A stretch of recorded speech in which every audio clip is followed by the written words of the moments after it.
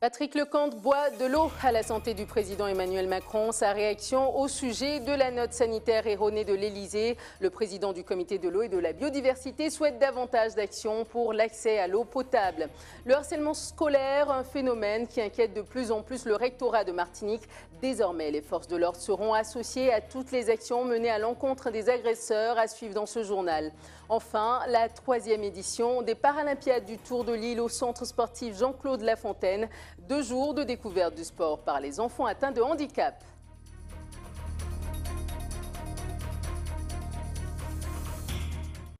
Madame, Monsieur, bonsoir, bienvenue dans ces tranches d'information. Merci de nous rejoindre sur ATV Guyane. Sachez également que vous pouvez nous suivre sur notre Facebook Live.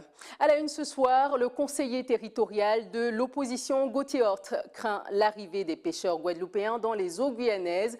Cette inquiétude fait suite à la promesse du président de la région Guadeloupe de verser une subvention pour la construction d'un bateau de plus de 12 mètres au profit de la société d'exploitation Loricisque Fish. Gauthier Hort souhaite inscrire ce sujet à la plénière de la CTG prévue lundi prochain. Il nous explique les raisons de son inquiétude au micro de Jonathan Lariot.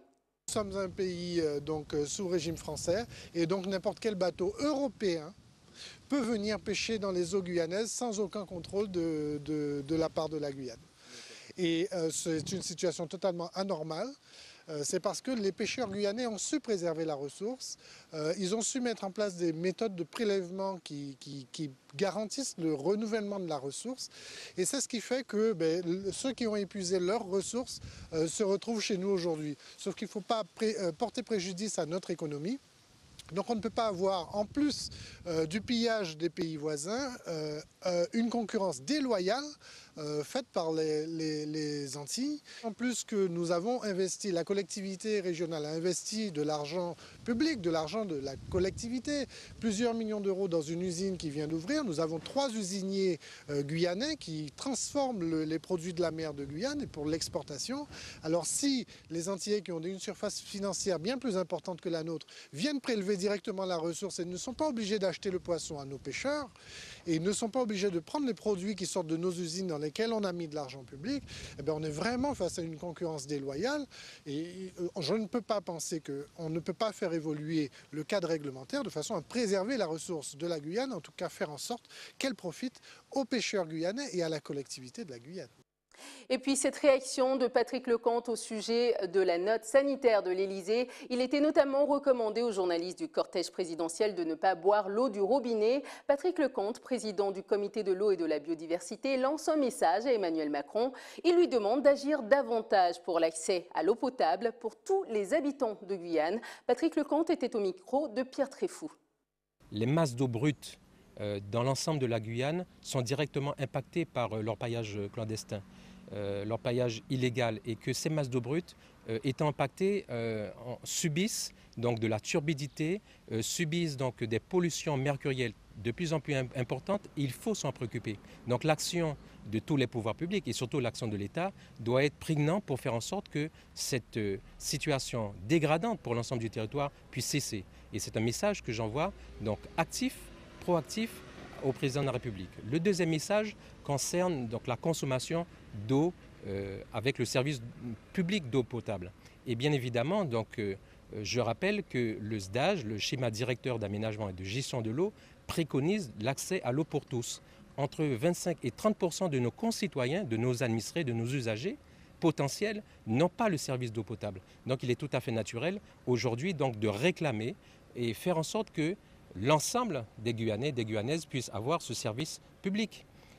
Là aussi, une action significative donc, du président de la République en la matière, dans le cadre des accords de Guyane, doit être relevée. Et puis, je souhaite tout simplement envoyer ce message symbolique, mais aussi pratique, pour dire à l'ensemble donc, des plus hauts responsables de notre République, et en premier lieu, puisque nous savons que le président donc, sera sur nos terres donc, bientôt, pour rappeler la nécessité de maintenir aussi l'industrie locale. D'îlot qui aujourd'hui est impacté directement par une saisie-attribution d'un EPIC de l'État, le BRGM. Cela n'est pas croyable, cela n'est pas envisageable avec la question donc, de l'industrialisation de la biodiversité. Donc je dis tout simplement à M. Macron, bienvenue en Guyane et buvons l'eau de Guyane.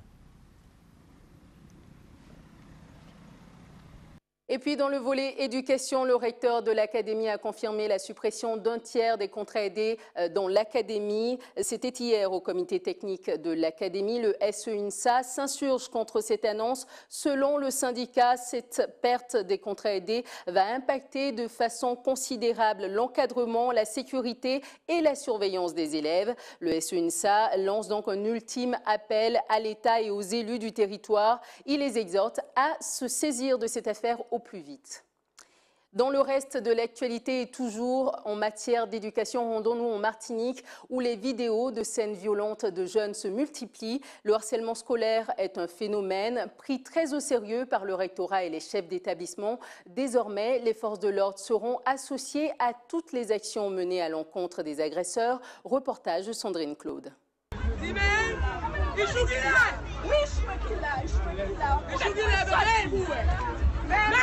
La scène se déroule aux abords d'un établissement scolaire de Fort-de-France. Deux lycéennes viennent de se faire agresser. La mère de l'une des deux adolescentes intervient. Face à ce déchaînement de violence, le parent a décidé de porter plainte. À la sortie du poste de police, une bande de jeunes, vraisemblablement du lycée, vient intimider les victimes et leur entourage. Une situation vite maîtrisée par les forces de l'ordre. Le harcèlement scolaire, un fléau en pleine recrudescence.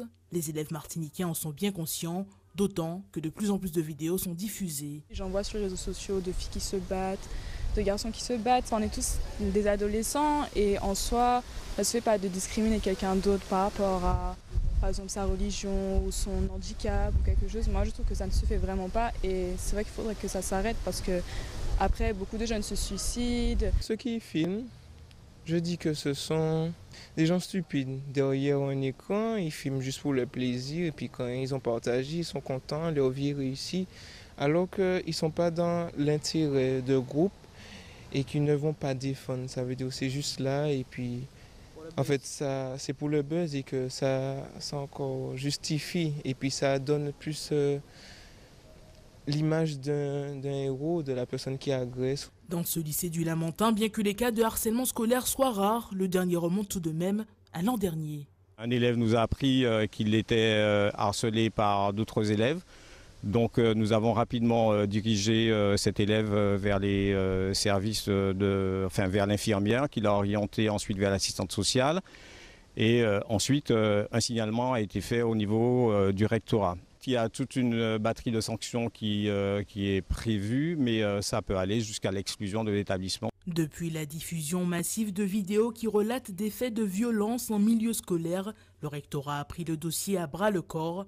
L'ensemble des chefs d'établissement sera amené dans les mois à venir à se pencher sur la problématique. Madame la rectrice a bien compris que ce phénomène-là allait impacter le vivre ensemble dans les établissements scolaires et dans les mois qui viennent, nous aurons un certain nombre de séminaires et de formations permettant de mettre en place des procédures pointues, nous permettant de mieux accompagner les jeunes qui sont dans ces difficultés et de mieux accompagner aussi les adultes. Parce qu'on voit bien dans ces vidéos que même des adultes sont attaqués par des jeunes. Un premier séminaire devrait avoir lieu le 13 novembre prochain. En attendant, les équipes éducatives vont redoubler de vigilance sur la question du harcèlement scolaire. Le magazine Une saison en Guyane propose à ses lecteurs une projection dans le temps avec son numéro 19. Que sera la Guyane en 2048 ? Un forum se tient jusqu'à demain à l'Ancre avec un concours graphique ouvert aux jeunes lycéens. Ils devront jusqu'au 15 décembre envoyer le tableau qu'ils se font de la Guyane en 2048. Reportage de Gaël Wassim. Imaginez-vous la Guyane dans 30 ans. C'est le souhait du magazine Une saison en Guyane qui a ouvert le forum Guyane 2048. Une façon de sensibiliser les jeunes et moins jeunes aux nombreuses possibilités qui pourraient être développées sur notre territoire. Un concours lycéen est désormais ouvert pour permettre à la future génération de soumettre ses idées réalistes ou utopiques pour les prochaines décennies.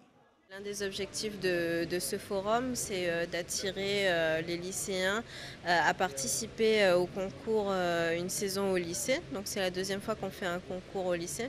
Cette fois-ci, on leur demande d'imaginer la Guyane dans 30 ans. Imaginer l'habitat dans 30 ans, de quelle façon on va se transporter, de quelle façon si l'école va changer, leur quartier, la ville. Voilà, donc on leur demande d'imaginer un peu tout ça. Le CNES est l'un des partenaires de ce forum. Ils avaient installé un atelier pratique, entre autres l'infographie et le montage de maquettes 3D, dont l'objectif est de faire travailler l'imagination de ces jeunes quant au domaine spatial. On leur propose d'imaginer le spatial en 2048 avec une exposition de photos, avec une visite virtuelle notamment, et puis bien sûr on est là pour répondre à leurs questions, pour les préparer à leur projet. Et ensuite, ce qu'on a voulu leur apporter, c'est quelques petites techniques pour pouvoir participer. Des urbanistes et architectes invités de l'ENSA Marne-la-Vallée étaient présents pour parler lors de nombreuses conférences sur ce projet futuriste. Nous, c'est déjà un véritable plaisir de participer à ce forum. Et en fait, l'enjeu est de donner la capacité à tout à chacun de se projeter en fait dans ce qui pourrait être un avenir pour la Guyane. Ces interventions, en fait, ces différentes interventions, ces différents dessins et ces prospections qui sont proposées donnent des images, en fait, donnent un futur désirable en fait pour la Guyane, dont on a vraiment besoin pour pouvoir se lancer, se projeter et encourager tous les acteurs du territoire, les habitants, les institutions, les élus, à prendre à bras le corps en fait cette question de la prospective, mais aussi cette question de l'avenir, de ce que sera la Guyane demain, dans une génération, entre autres ici, Guyane 2048. L'exposition se terminera ce samedi à 19h. Un tour en Guadeloupe à présent, c'est aujourd'hui qu'a lieu la grande opération de solidarité de l'enseigne McDonald's envers les personnes atteintes de drépanocytose. Jusqu'à ce soir minuit, toutes les ventes de sandwichs Big Mac seront reversées à l'association en Guadeloupe Espoir Drépanocytose. L'an dernier, cette opération a permis de récolter 45 000 €. Reportage d'Anne-Elisabeth Artsen. 24 heures pour la drépanocytose, c'est le nouveau défi de l'enseigne emblématique de restauration rapide. C'est très important pour nous parce qu'on vit en Guadeloupe, donc on veut être très proche des Guadeloupéens, très proche dans notre environnement. Donc la drépanocytose, c'est une maladie qui malheureusement sévit en Guadeloupe.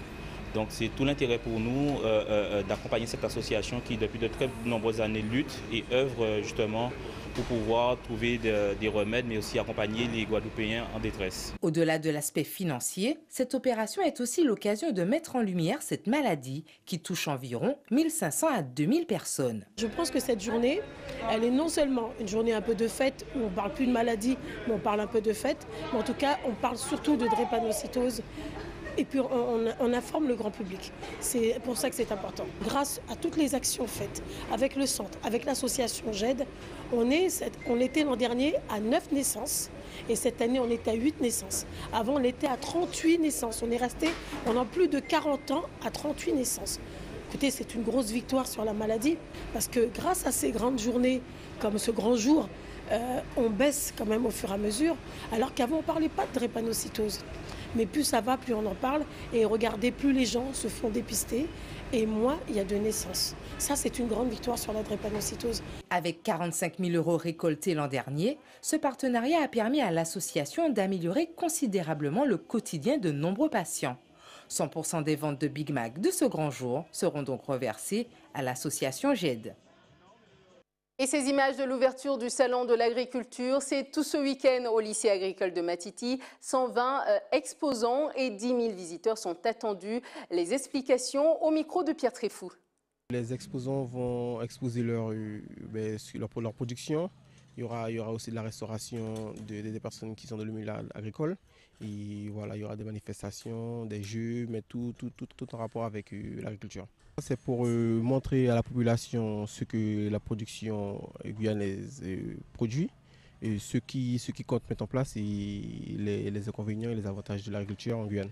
Alors aujourd'hui, on a un souci de foncier, on a un souci de subvention et on a un souci aussi d'installation par rapport à divers problèmes que nous avons en Guyane. Et la difficulté, c'est plutôt la lenteur de la paperasse, comme on dit. C'est que ça prend un an à peu près pour avoir un foncier. Et la formation qui te permet d'avoir le minimum de subvention, il faut compter 10 mois. Donc c'est le délai d'attente qui est un peu long, mais il y a beaucoup de jeunes qui sont intéressés, mais qui se découragent vite par rapport à la lenteur du fonctionnement, quoi. Le souci qui se passe en Guyane, pour avoir un foncier, il faut compter un an après la période de 10 mois de la formation BPREA, il faut compter 1 an et 10 mois.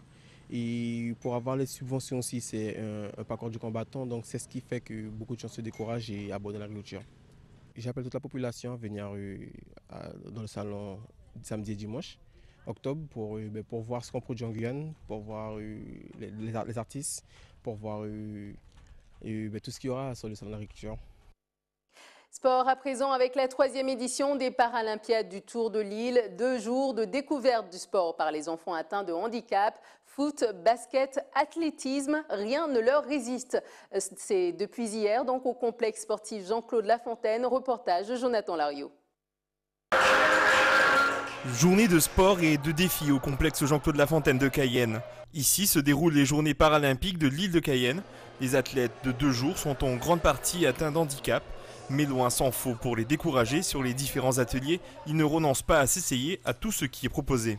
Sur une journée pareille, on ne voit plus le handicap. On voit vraiment le partage, le jeu. C'est vraiment quelque chose de formidable.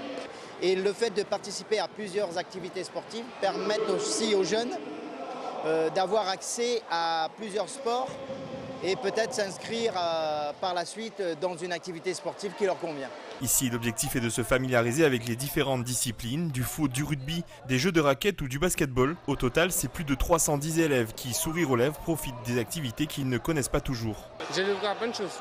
Là, on a différentes activités qu'on doit faire, mais je n'ai pas découvert beaucoup d'activités. Là, on vient de faire l'athlétisme. C'était bien passé. On est là, on est capable de faire tout. Les gens qui sont en fauteuil roulant, par contre, on peut dire qu'ils sont plus forts que des personnes normales. Une journée comme celle-ci est une première. Le handisport peine encore à se faire une place parmi le public guyanais. Mais l'engagement des élèves vient rappeler que la France aujourd'hui siège au plus haut niveau du handisport. Nous sommes 2e au niveau mondial par rapport sur le football, au niveau handicap mentaux. Nous sommes 3e au niveau du basket. La France tient un pavé très très important au niveau international par rapport à l'handicap mental sur le sport. L'ensemble des ligues de Guyane, et c'est propre à la Guyane, est ouverte au monde handicap. Ils me disaient, mais Manu, je ne les vois pas, ils sont où? Maintenant, on leur a fait cette fête, que ce soit sur Saint-Laurent, que ce soit sur Kourou, que ce soit sur Cayenne, faire de manière à ce que les ligues sont là, les éducateurs sont là, et maintenant, les enfants sont auprès d'eux. À l'image de cette chaise roulante laissée à l'abandon au profit d'un atelier de basket, l'handicap n'est plus aujourd'hui un frein à la pratique sportive, juste un défi de plus pour arriver à se surpasser. Patrimoine à présent, la statue de Félix Eboué va bientôt bénéficier de travaux d'embellissement. Un projet porté par la collectivité territoriale et le cercle Félix Eboué. La date de début des travaux n'est pas encore connue, mais en attendant, une exposition est organisée autour de ce personnage historique dans le hall de l'hôtel territorial. Christine Sarge, directeur des musées et du patrimoine, était au micro de Galouassim. Le projet de rénovation du monument commémoratif Félix Eboué porté par le cercle Félix Eboué a un intérêt fort urbain et architectural, mais il y a aussi des enjeux derrière cela, touristiques, culturels, pédagogiques, qui visent à sensibiliser notamment les jeunes générations, mais le grand public en général, à la mémoire, à l'histoire de ce grand homme qui a été Félix Eboué et bien sûr aussi de sa famille. La collectivité territoriale, au-delà de ce projet de rénovation du monument, a à cœur de proposer un programme fédérateur, structurant pour le territoire autour de Félix Eboué et de sa famille. Programme scientifique, documentaire, pédagogique, de médiation, comme on dit, autour des musées, des archives, et aussi de proposer des axes de travail, de partenariat avec les autres territoires qui ont eu l'honneur d'accueillir Félix Eboué. Pour clore ce journal, notre invité du jour est Amadeus. Bonsoir. Bonsoir. Merci d'avoir accepté notre invitation. Plaisir est pour moi. Alors, vous êtes chanteur de dancehall reggae et vous sortez un dernier titre. Est-ce que c'est exact? Chanteur de dancehall reggae, je pourrais même dire, même rajouter, chanteur de musique urbaine. Donc, je suis un fervent défenseur de cette pratique. Donc, récemment, on a présenté le clip PIA. C'était au sein de l'EPCC, les Trois Fleuves. Et à mon grand étonnement, le public a répondu présent. Et d'ailleurs, je remercie toutes les personnes qui sont venues, qui se sont déplacées. Et donc, toute mon équipe était mobilisée derrière pour pouvoir justement présenter ce beau projet. C'est une sorte d'ode à la patrie guyanaise. Ça parle de quoi? En fait, le fond, c'est de faire en sorte que tout le monde fédère, que toutes les communautés fédèrent autour déjà de ce titre et autour du drapeau, qui est notre drapeau emblématique que nous portons, que nous avons eu l'occasion de découvrir et de voir dans toutes les rues lors des mobilisations. Et en fait, c'était aussi pour un peu titiller les consciences qu'il faut qu'on se propulse et qu'on se ramène aussi cette réflexion, à savoir qu'il faut que l'on ait quand même un drapeau pour nous identifier. Un drapeau rouge, jaune, vert, mais aussi bleu, blanc, rouge, on l'a vu avec les jeunes filles également. Sûr. Donc vraiment, c'est une dualité entre les deux? Non. La France et la Guyane? Mais nous sommes français, oui. On ne peut pas le nier. Et donc, mais il faut quand même aussi mettre en avant notre côté patriotique, on va dire, et aussi notre côté, même je dirais un petit, entre guillemets, ce petit côté chauvin, mais tout en montrant qu'il y a toute cette ethnicité, toutes les ethnies qui sont là, qui sont représentées, toutes les communautés. La Guyane est plurielle. On ne peut plus on ne peut plus se mentir. Et en même temps, ça peut aussi porter une autre réflexion, à savoir si on pourrait éventuellement, parce que j'entends, il y a des débats autour du drapeau, et si on pourrait même pousser encore la réflexion, à savoir si on pourrait rajouter sur le drapeau qui est déjà présent, même rajouter un petit fanion, je ne sais pas, je dis peut-être que, bon, je donne encore une petite, une petite solution, un petit fanion pour pouvoir même représenter l'arc Aligna, l'arc Bushinengue, afin que l'on puisse tous, voilà, toutes les communautés qui vivent au sein de la Guyane. Il faut le proposer à la CTG, si ça se trouve, ça va les intéresser. Pourquoi pas, mais en tout cas, j'ai déjà lancé la proposition. Alors, vous avez grandi dans une famille de musiciens, vous étiez bercé dès votre plus jeune âge par les rythmes reggae d'un soul, oui. Et vous êtes naturellement venu à ce type de musique. Racontez-nous un peu votre parcours, comment vous êtes arrivé à la musique? En fait, c'est en découvrant, à l'époque, c'était les vinyles moi, j'ai découvert les vinyles, c'était de mon temps. Et en fait, c'est mon beau-père qui m'avait acheté le disque Musical Youth. Et quand j'ai vu des jeunes comme moi-même à l'époque qui faisaient de la musique, je me suis dit, mais tiens, mais pourquoi pas? Et c'est là que je me suis découvert moi-même cette passion pour la chanson à la base. Et puis même au tout début, même, j'écrivais beaucoup de poèmes. J'ai commencé par les poèmes à l'école et tout. Et puis par la suite, j'ai dérivé. Il y a le mouvement rap qui est arrivé en Guyane. Donc tout le monde se mettait à écrire 2-3 phrases pour pouvoir justement s'exprimer. Et ensuite, après le mouvement rap, est arrivé le mouvement dancehall.